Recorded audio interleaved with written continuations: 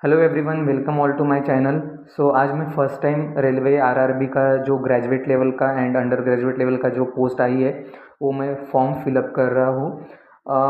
Already graduate level का जो form है आई थिंक उसका डेट चला गया, बट ये स्पेशली फॉर्म है मेरे जो पीडब्ल्यूडी फ्रेंड्स है मैं उनके लिए भर रहा हूँ, और स्पेशली उसमें भी वीआई के लिए, ठीक है। मीन्स विजुअल इम्पैक्ट जो ब्लाइंड है उनके लिए मैं फॉर्म फिलअप कर रहा हूँ, क्योंकि मेरे जो भी फ्रेंड्स हैं उनकी बहुत सारी कंप्लेंट है एंड बहुत सारे उनके क्वेश्चंस है जो मुझे वो कंटिन्यूसली मुझे पूछे जा रहे थे कि लाइक फॉर्म कैसे भरना है। बहुत सारे प्रॉब्लम आ रहे फॉर्म भरते टाइम, वो 8-8 10-10 दिन से ट्राई करे बट फॉर्म नहीं वो फॉर्म फिल कर पाए अच्छे तरीके से। तो मैं इस वीडियो में आपको मैं स्टेप बाय स्टेप बताऊंगा कि किस प्रकार से आपको फॉर्म फिलअप करना है। एंड कुछ भी क्वेरी रहेगी तो आप ज़रूर कमेंट सेक्शन में आप डाल सकते हो, मैं आपको उसमें आंसर ज़रूर दे दूंगा, ठीक है। तो मैं ऑलरेडी यहाँ पर मैंने जो ऑफिशियल वेबसाइट है ओपन किया है, तो ये इस प्रकार से उसका पहले इंटरफेस दिखेगा। उसके बाद सिंपली कुछ नहीं करना है, यहाँ पर अप्लाई बटन पे क्लिक करना है। जैसे ही आप अप्लाई बटन पे क्लिक करोगे यहाँ पर create an account and already have and account ऐसे लिख कर आएगा। सो जिन लोगों ने ऑलरेडी रजिस्ट्रेशन किया होगा वो simply already have an account पे क्लिक कर सकते हो, और जिन्होंने कुछ भी नहीं किया, अभी पहली बार वो इस साइड पे वो ये कर रहे हैं, तो सिंपली वो क्रिएट एन अकाउंट पे चले जाइए। मैं आपको बता रहा हूँ इसलिए, ऑलरेडी मैंने फॉर्म फिलअप किया है लेकिन फिर भी मैं क्रिएट एन अकाउंट पे ही जाऊँगा, क्योंकि मुझे आपको स्टार्टिंग से बताना है, ठीक है। तो मैं जाऊँगा क्रिएट एन अकाउंट पे, मैं जैसे ही क्लिक करूँगा यहाँ पर कुछ इंस्ट्रक्शन प्लीज़ नोट ऐसे आ रहा है, तो हमारे लिए इम्पोर्टेंट नहीं है, ओके करने का और चले जाने का आगे। उसके बाद में यहाँ पर उन्होंने पूछा है कंट्री ऑफ नेशनलिटी, ठीक है। तो सिंपली आपका इंडिया से हो तो आप इंडिया ही भर सकते हैं, इसमें बहुत सारे ऑप्शन यहाँ पर अवेलेबल होते हैं, बट सिंपली हम इंडिया डाल देंगे। मैंने ऑलरेडी फॉर्म भरा है इसलिए मैं इसमें कुछ डिटेल्स भरूंगा नहीं, सिर्फ आपको मैं बताऊंगा किस प्रकार से फॉर्म फिलअप करना है, क्योंकि ऑलरेडी मेरा फॉर्म मैंने सबमिट कर दिया। उसके बाद में यहाँ पर फुल नेम आएगा, तो आपका जो भी फुल नेम है वो आप यहाँ पर डाल सकती है। और ध्यान रखिएगा ज़्यादा मोस्ट प्रोबेबली जो 10th मार्क लिस्ट पे जो 10th के बोर्ड सर्टिफिकेट के जो आपका नाम होता है उस अकॉर्डिंगली आप यहाँ पर अगर नाम डालते हो तो बहुत अच्छी बात है, क्योंकि सब लोग बोलते हैं, इसलिए मैं भी आपको बोलूँगा कि उस प्रकार से नाम डालिएगा, ठीक है। उसके बाद में जो आपने फुल नेम डाला है सेम आपको रीटाइप फुल नेम करना है, जो भी है वो अगेन आपको उसी प्रकार से नाम डालना है। उसके बाद में वो पूछते हैं have you changed your name, अगर आपने कभी चेंज किया है तो आप एस डाल दीजिए, अगर नहीं किया है तो नो डाल दीजिए सिंपली। डेट ऑफ बर्थ, आपका जो भी डेट ऑफ बर्थ है वो आप इस कैलेंडर बटन पे क्लिक कीजिए। सो यहाँ पर कैलेंडर का ऑप्शन है, आप सिंपली उस पर ऐसे क्लिक कर सकते हो। जैसे आप कैलेंडर पे क्लिक करोगे यहाँ पर मंथ आता है, ईयर आता है एंड डेट आता है। तो जैसे आप ईयर पे ऐसे क्लिक करोगे यहाँ पर 2006 लिखा आया है मेरे पास। जैसे यहाँ पर क्लिक करोगे तो जितने भी ईयर है वो सब ओपन हो जाएंगे। उससे पीछे भी जाना हो तो यहाँ पर ऐसे ऑलरेडी उन्होंने ऐसे मार्क किया है, उस पर अगर आप क्लिक करोगे तो पीछे चला जाएगा, आगे करोगे तो आगे हो जाएगा, ठीक है। ये सब चीज़ें हैं। वैसे ही अगर आप मंथ पे क्लिक करते हो तो ये आपके सामने सभी मंथ यहाँ पर ओपन हो जाएंगे। उसी प्रकार से आपको डेट भी यहाँ पर डालना है, ठीक है। तो ये ऑलरेडी आपको वहाँ से सिलेक्ट करना है। बट सेकेंड जो आपको रीटाइप डेट करना है तो उसमें आपको DD MM एंड YYY ऐसे पूछा है उन्होंने, तो वहाँ पर हमें क्या करना है, सिंपली अगर आपका 7 तारीख होगा तो आपको सिर्फ 7 नहीं लिखना है, वहाँ पर आपको 07 लिखना है। मंथ के टाइम पे भी सेम वैसे ही, अगर आपका 9 है तो 09 डालेगा, और ईयर तो ठीक ही है, 4 इसका होता है, 4 डिजिट का। किसी का डेट ऑलरेडी 11-12 ऐसे कुछ होगा तो उनको ऐसे 00 डालने की ज़रूरत नहीं है, ठीक है। ये सिंपल चीज़ है। उसके बाद में आपको सिलेक्ट जेंडर, ठीक है, जेंडर आपको सिलेक्ट करना है, क्या है, मेल फीमेल ट्रांसजेंडर जो भी होगा आप वो डाल दीजिएगा। उसके बाद में रिसिलेक्ट जेंडर में भी है। उसके बाद में आपको फादर्स नेम डालना है। उसके बाद आपको रीटाइप फादर्स नेम 2 बार डालना है, ठीक। उसके बाद में मदर्स नेम, और उसके बाद में रीटाइप मदर्स नेम। ये हो जाने के बाद में सबसे इंपॉर्टेंट अभी यहाँ पर आता है आधार वेरिफिकेशन, ठीक है। तो यहाँ पर आधार वेरिफिकेशन आता है। So please enter your Aadhaar card number, तो यहाँ पर आपको आधार कार्ड नंबर डालना है, ठीक है। आपका आधार कार्ड नंबर जिस मोबाइल नंबर के साथ लिंक है उस मोबाइल नंबर पे एक OTP जाएगा। आप जैसे ही यहाँ पर आधार कार्ड नंबर डालोगे वहाँ पर OTP जाएगा, वो OTP आपको जैसे ही मिलेगा आप यहाँ पर वो OTP डालते हो एंड सबमिट करते हो तो ऑटोमेटिक आपके सामने एक आधार कार्ड का जो भी चीज़ें हैं आपके आधार कार्ड पे, आपका नाम, आपका date of birth and all that, but जो चीज़ें आधार कार्ड पे है वही चीज़ें आपको यहाँ पर डालनी है। अगर आपका नाम में मिस्टेक्स होता है, स्पेलिंग में मिस्टेक्स होता है, जो आधार कार्ड से नहीं मिलता है, तो आपका वो आधार कार्ड आगे नहीं जाएगा और सभी चीज़ें आपने करेक्ट डाली होगी तो सिंपली कुछ नहीं आपको मतलब वहाँ पर सिर्फ ओके करना होगा। तो जैसे ही ओके हो जाएगा तो वहाँ पर लिख कर आएगा आधार कार्ड वेरिफिकेशन सक्सेसफुली।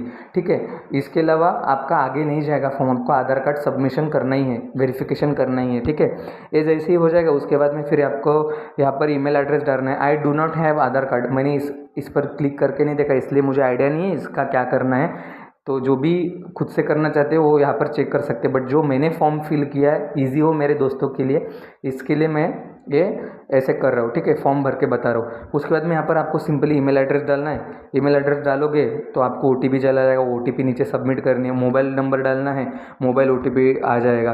ठीक है, तो ये दोनों OTP आ जाएगा। उसके बाद में आपको यहाँ पर पासवर्ड क्रिएट करना है। ठीक है, एक तो पासवर्ड है, देन उसके बाद में कन्फर्म पासवर्ड है। बट पासवर्ड टाइप करते समय एक चीज़ का ज़रूर ध्यान रखिएगा कि पासवर्ड में स्पेशल कैरेक्टर होना ज़रूरी है। और कोई कैरेक्टर है, कोई अल्फ़ाबेट रहेगा जो एक कैपिटल रहना चाहिए स्टार्टिंग या फिर कुछ भी, लेकिन उसमें एक स्पेशल कैरेक्टर रहना चाहिए। आपको मालूम होगा स्पेशल कैरेक्टर मीन्स क्या होता है, जैसे @ एंड ऑल दैट, वो सब चीज़ें होती है वो स्पेशल कैरेक्टर में आता है। वो सभी हो जाने के बाद में फिर यहाँ पर preview and create an account ऐसे आता है, तो उसमें आप क्लिक करोगे। जैसे आप क्लिक करोगे अगर आपका फॉर्म सही रहेगा तो आपको पूरा डिटेल्स आपका आ जाएगा कि आपने रजिस्ट्रेशन के टाइम पे आपने कौन सा डिटेल्स भरा है। तो उसमें सेम आएगा फिर एक टिक करने के लिए कि आप एक बार चेक कर लो, रीचेक कर लो ये फॉर्म भरते समय।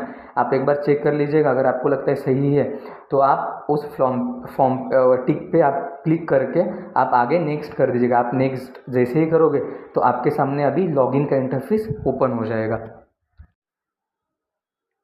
सो आफ्टर रजिस्ट्रेशन जब आप लॉगिन करने जाओगे तो आपके सामने इस प्रकार से इंटरफेस आएगा। ठीक है, तो इसमें मोबाइल नंबर / ईमेल एड्रेस और नीचे पासवर्ड डाला है।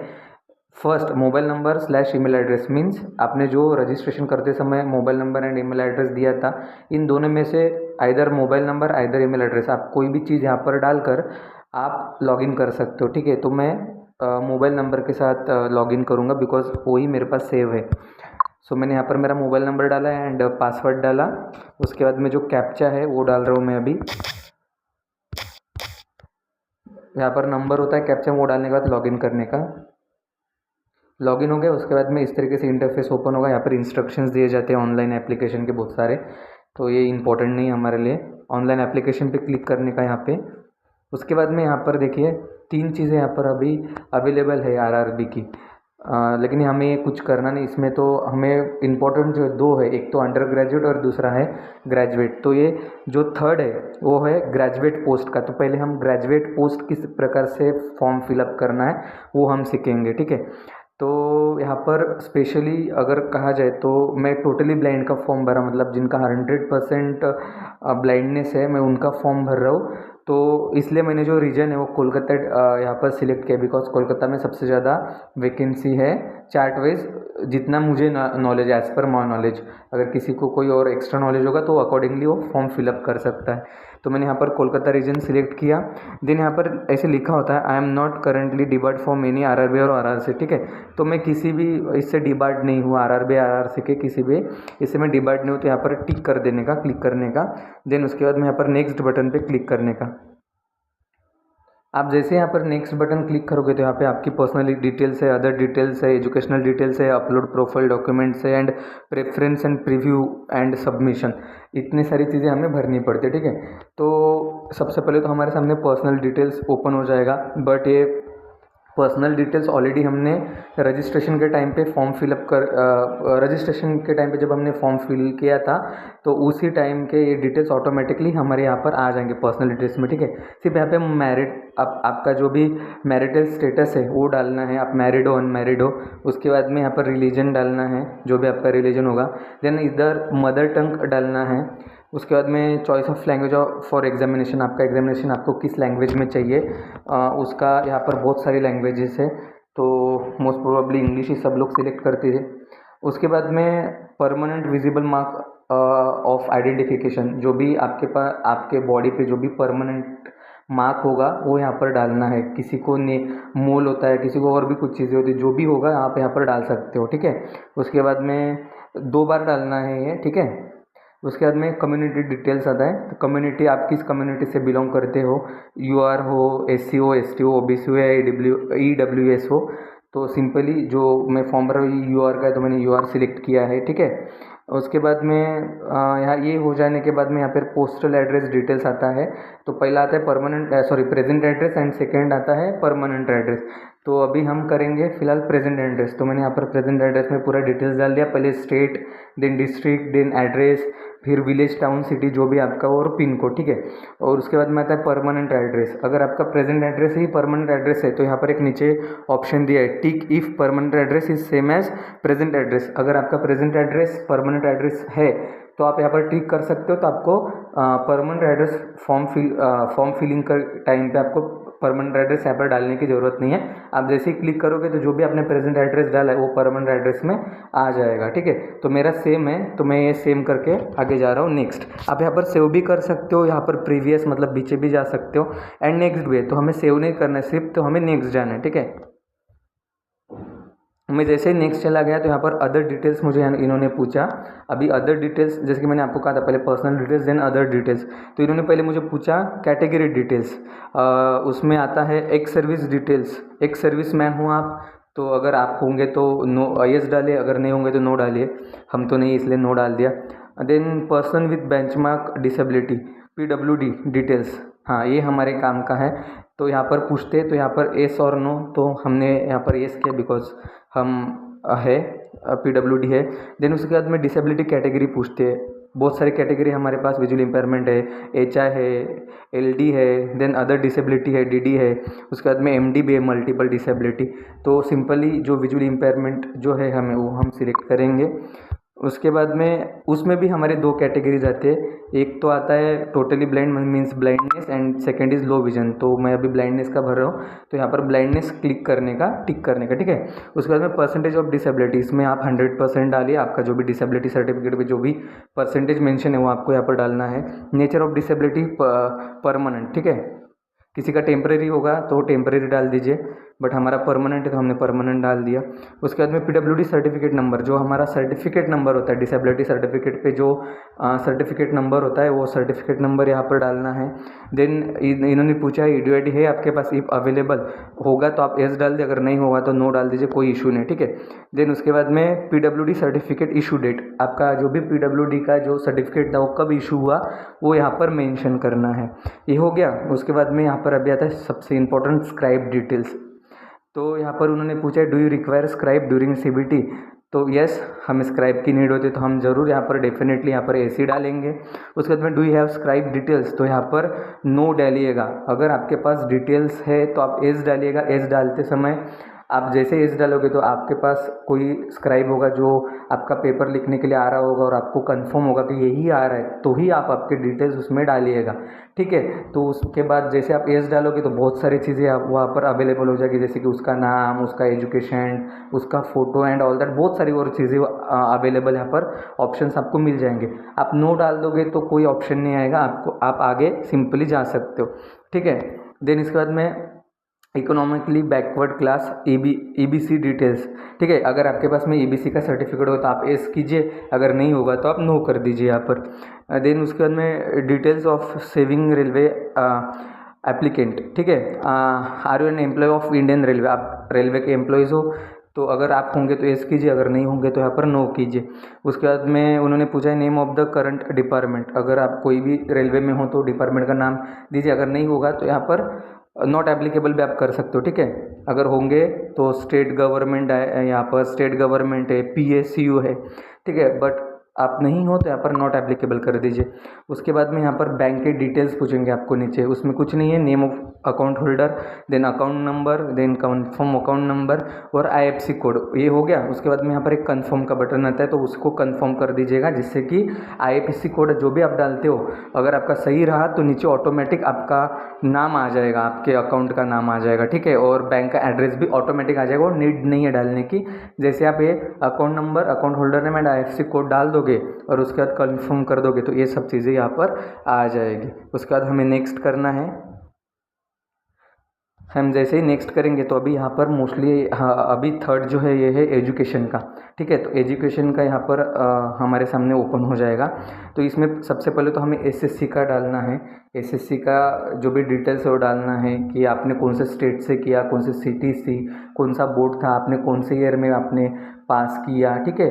और मंथ कौन सा था, ईयर कौन सा था, ये सब डालने के बाद में आप जैसे ही ये आप सभी डिटेल्स ऑफ वहाँ पर फिल करोगे, रोल नंबर डालना है, मीन्स आपका सीट नंबर डालना है। ये हो जाने के बाद में आपको वहाँ पर एक फ़ोटो अपलोड करने के लिए आएगा, ठीक है। जो भी मार्क लिस्ट रहेगा ना, ये मैंने ऑलरेडी सबमिट किया है, इसकी वजह से वो नहीं अभी मुझे यहाँ पर शो करे। अभी मैंने ऑलरेडी ये सबमिट किया है तो मुझे अभी इस प्रकार से इंटरफेस यहाँ पर शो कर रहा है, बट मैं बता रहा हूँ किस प्रकार से आएगा, ठीक है। तो स्टेट, सिटी, आपका रोल नंबर आएगा, आपका बोर्ड आएगा, उसके बाद में आपने कब मतलब रिज़ल्ट डिक्लेयर हुआ वो भी आपको उसमें बताना होगा। जैसे वो बताओगे तो आपको उसके बाद में आपका 10th का जो भी सर्टिफिकेट, बोर्ड सर्टिफिकेट, वो आपको अपलोड करने के लिए वहाँ पर बोला जाएगा। तो उसमें आप एक फ़ोटो आप अपलोड कर सकते हो, लेकिन याद रखना ये फ़ोटो आपको इमेज में नहीं करना है, जेपीजी में नहीं करना है। ये फ़ोटो आपको पीडीएफ साइज़ में करना है, और उसका जो फाइल साइज़ रहेगा वो 500 KB से नीचे होना चाहिए, इसका ज़रूर ध्यान रखिएगा, ठीक है। और पीडीएफ साइज़ ही रहना चाहिए, पीडीएफ के अलावा वो लेते नहीं है। उसके बाद में ये हो जाने के बाद आप वहाँ पर सेव कर दीजिएगा, और सेव जैसे ही आप करोगे तो फिर से यहाँ पर ऐड करने का, बिकॉज ये जो हमारा ग्रेजुएट लेवल का है तो आपको फिर से ऐड करने का, ऐड जैसे ही करोगे तो वहाँ पर आपका देन आ जाएगा बैचलर डिग्री, ठीक है। तो बैचलर डिग्री जब आपका ग्रेजुएशन, आपका स्ट्रीम पूछेगा क्या था, उसके बाद में वो सेम आ जाएगा कि आपने कौन से यूनिवर्सिटी से किया, उसके बाद में आपका कब रिज़ल्ट आया, वो सब चीज़ें होती है। बट यहाँ पर अभी हमें कोई भी डॉक्यूमेंट्स अपलोड करने की नीड नहीं होती है। अगर आपका ग्रेजुएशन का पूरा डिटेल्स भर दिया तो आप उसको भी सेव कर दीजिए ना, सेव कर दीजिएगा। अगर आपका पोस्ट ग्रेजुएशन है तो फिर ऐड बटन पे क्लिक करिए तो आपका और ऑप्शंस खुल जाएगा। बट अगर आपका सिर्फ ग्रेजुएशन हुआ है तो कुछ करना नहीं है। उसके बाद में इधर नीचे पूछा जाता है क्वालिफ़िकेशन पूछते हैं तो वो ऐड करने का। अगर नहीं है वहाँ पर तो एक सिंपली वहाँ पर हमें एक पूछा जाता है कि आपको इंग्लिश और हिंदी टाइपिंग आता है क्या, ठीक है। मतलब उन्होंने कंपलसरी पूछा नहीं है कि आप हमें सर्टिफिकेट दो वगैरह, बट एक चीज़ें पूछी है कि आपको इंग्लिश एंड हिंदी टाइपिंग आता है क्या। तो अगर आप वहाँ पर येस करोगे तो आप आगे चले जाओगे, और येस ही करना है हमें, नो करेंगे तो हमारा फॉर्म आगे नहीं जाएगा। हम येस करेंगे, आगे करेंगे, सेव एंड नेक्स्ट, ठीक है। तो जैसे हम नेक्स्ट करेंगे तो देन हमारे सामने ये ऑप्शन खुल जाएगा फ़ोटो का। यहाँ पर अभी हमें हमारा फ़ोटो सिग्नेचर अपलोड करनी है, ठीक है। तो अभी इसके फ़ोटो अपलोड करते समय ध्यान रखिएगा कि फ़ोटो आपका 30 KB to 70 KB के अंदर होना चाहिए। सेम हमारा सिग्नेचर के लिए भी है। और फ़ोटो का जो बैकग्राउंड है वाइट ही चाहिए, ठीक है। आपका फ़ोटो कलर में चाहिए और बैकग्राउंड वाइट चाहिए, उसके अलावा फ़ोटो एक्सेप्ट किया नहीं जाएगा, ठीक है। और इसकी PDF की नीड नहीं है, इमेज में रहेगा तो भी चलेगा। और then photo and image upload जैसे ही आपका हो जाएगा तो कुछ चीज़ें वो पूछते हैं, वो टिक करने का और आगे नेक्स्ट करने का। जैसे ही नेक्स्ट करोगे तो यहाँ पर ऑटोमेटिकली जो आपने जो भी डिटेल्स आपने फिल की है उसके अकॉर्डिंगली आपके सामने जो इनके जो भी पोस्ट है, जो हम उस चीज़ के लिए कैपेबल है, वो चीज़ें हमारे सामने यहाँ पर ऐड हो जाएगी। जैसे कि अभी यहाँ पर आई है ER senior clerk cum typist, then CAT CER senior clerk cum typist, ये सब चीज़ें आई है। लेकिन उनका एक ER है और एक ACR है। तो इसमें प्रेफरेंस देखिएगा कि सबसे ज़्यादा सीट कहाँ पर है, ER में है कि ACR में है, ठीक है। तो ये इस पर क्लिक कर देने का, एक क्लिक जैसे ही हो जाएगा तो ऑटोमेटिकली ऐड हो जाएगा। उसके बाद में यहाँ पर एक कंफर्मेशन देना है कि I have excited and checked my order, जो भी ऑर्डर है आपने वो चेक किया है एंड उसके अकॉर्डिंगली आपने वो फॉर्म फिल किया है, तो उस पर टिक कर देने का। उसके बाद में एक डिक्लेरेशन फॉर्म आता है। डिक्लेरेशन फॉर्म में उन्होंने बहुत सारा चीज़ें बोला है, I agree to allow and all that. उसके बाद में 2-3 क्लिक के सही से देख लीजिएगा। यहाँ पर प्लेस में आप जिस प्लेस से आप फॉर्म फिलअप कर रहे हो उस प्लेस का नाम डाल दीजिएगा। जैसे ही आप नाम डाल दोगे यहाँ पर आएगा एक तो सेव और एक आएगा प्रीव्यू एप्लीकेशन, ठीक है। तो आप सेव भी कर सकते हो, अगर आप सेव भी कर सकते हो और आप आगे जाना चाहते हो तो इधर प्रीव्यू एप्लीकेशन में जाने का। जैसे ही प्रीव्यू एप्लीकेशन में जाओगे तो आपके सामने आपने जो भी डिटेल्स भरे हैं स्टार्ट से लेकर अभी तक, वो पूरा फॉर्म आपके सामने यहाँ पर आ जाएगा। ये अगर डिटेल्स आपके सही है तो आप यहाँ पर सिंपल ये करना है कि आई हैव रिचेक्ड, मैंने यहाँ पर ऑलरेडी चेक कर दिया, आप वो डिटेल्स जो भी है फाउंड वो सभी करेक्ट है, तो उस पर आपको टिक करना है। अगर आपका कुछ इशू है तो इधर नीचे एडिट का भी बटन दिया, आप वो एडिट कर सकते हो, बट मेरा सब सही है तो मैं सबमिट करूँगा। मैं सबमिट जैसे कर दो, application will not able to make any correction in the online application after submission. ठीक है, उन्होंने बोला है कि एक बार एप्लीकेशन सबमिट हो जाएगी तो आप उसमें कुछ भी एडिट नहीं कर पाओगे। ठीक है, तो यहाँ पर सबमिट का बटन है, कैंसिल का बटन है, तो हमें ठीक है, चलो हम तो सबमिट करेंगे भाई। हमने जैसे ही सबमिट किया तो हमारा फॉर्म ऑलरेडी सबमिट हो चुका है, फाइनेंस एप्लीकेशन ऑफ ऑनलाइन, ये हमारा फॉर्म यहाँ पर सबमिट हो चुका है। एंड हमारे पास अभी यहाँ पर फीस पेड करने के लिए हमें ऑप्शन आया है। ठीक है, तो अभी हम यहाँ पर फीस पेमेंट करेंगे, पेमेंट डिटेल्स आ गया, रिफंड पॉलिसी है, तो यहाँ पर सिंपली जाना है पे विथ, वो क्या है, रिजोर्व पे ऐसे लिखा है, तो इसके ऊपर क्लिक करना है।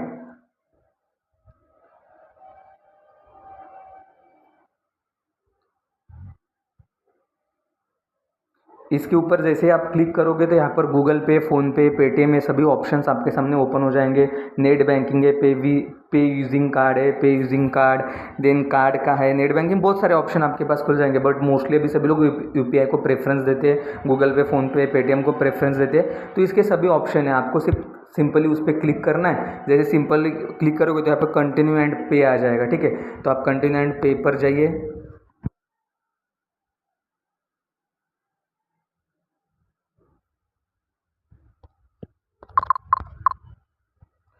250 रुपीज़ है। ठीक है, तो मैं वो आपको दिखा रहा हूँ, मैंने इसका पेमेंट नहीं किया था तो मैं भी पेमेंट अभी कर रहा हूँ। ओह शिट, यहाँ पर your money has not been debited ऐसे लिख कर आ रहा है, कुछ तो इशू होगा। बट इसी तरीके से आपको आगे जाना है, फिर आप इसको ये कर दीजिए, पीछे आ जाइए, फिर से बैक कीजिए और फिर आप कोशिश कीजिए। अभी मैंने गूगल पे से किया था, अभी मैं फ़ोनपे से एक बार करने की कोशिश करूँगा। कुछ कुछ उनका भी सर्वर का इशू होता है, इसलिए नहीं लेते, कभी कभी हमारे बैंक का सर्वर का इशू होता है, तो आई थिंक मेरे या उनके किसी का तो इशू होगा। एक बार ट्राई करते हैं, अगर हो गया तो अच्छी बात है, मैं इसमें आगे का और आपको बता सकता हूँ अच्छे से। अगर नहीं हुआ तो ये सिंपली प्रोसेस है, इसके आगे कुछ करना नहीं, ज़्यादा कुछ, आपका पेमेंट हो जाएगा और पेमेंट हो जाने के बाद में कुछ नहीं, आपको स्लिप आएगा डाउनलोड के लिए, बस, बाकी तो कुछ नहीं। और उसके बाद आपको अगर प्रिंट लेनी है आपके, तो उसमें आता है एप्लीकेशन हिस्ट्री, तो एप्लीकेशन हिस्ट्री में जाने का, उसके बाद में आप वहाँ से आप चेक कर सकते हो और आप प्रिंट ले सकते हो। तो यहाँ पर पेमेंट का थोड़ा इशू आ रहा है आई थिंक, तो मैं थोड़ी देर बाद वो पेमेंट कर ही लूँगा। तो यहाँ तक वीडियो आई थिंक आपको समझ गया होगा, और कुछ भी नहीं समझा तो प्लीज़ कमेंट बॉक्स में डाल दीजिएगा, मैं आपको डेफिनेटली जो भी रहेगा वो मैं आपको आंसर दे दूंगा। इसी प्रकार से मेरा अंडर ग्रेजुएट का भी जो भी वैकेंसी है आरआरबी का, वो भी मैं फॉर्म फिलअप करने वाला हूँ, वो भी आपको मैं शो करूँगा किस प्रकार से आपको फिलअप करना है।